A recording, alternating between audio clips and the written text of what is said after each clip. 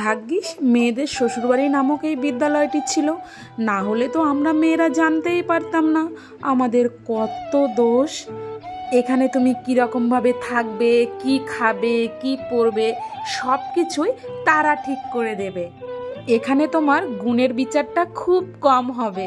100টা গুণের মধ্যে একটা যদি ভুল কাজ করে ফেলো, সেই ভুলটা ধরে সারা জীবন তোমাকে কথা শোনাতে শোনাতে শেষ করে দেবে। শ্বশুরবাড়ি নামক বিদ্যালয়ে শিক্ষকের কোনো অভাব নেই, আর শেখারও কোনো শেষ নেই।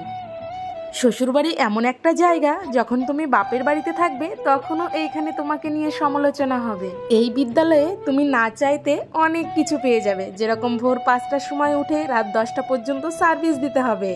তারপর যদি একটু বিশ্রাম করতে যাও, সারাদিন কি করেছো? সারাদিন তো কিছুই করোনি, শুয়ে বসে থাকো, শুয়ে বসে কাটিয়ে। আচ্ছা, আমার সাদা মনে একটাই প্রশ্ন, মেয়েদের জন্য এই শ্বশুরবাড়িটা কে তৈরি করেছিল বলো তো? যদি জানা থাকে না, উত্তরটা দিয়ে যেও।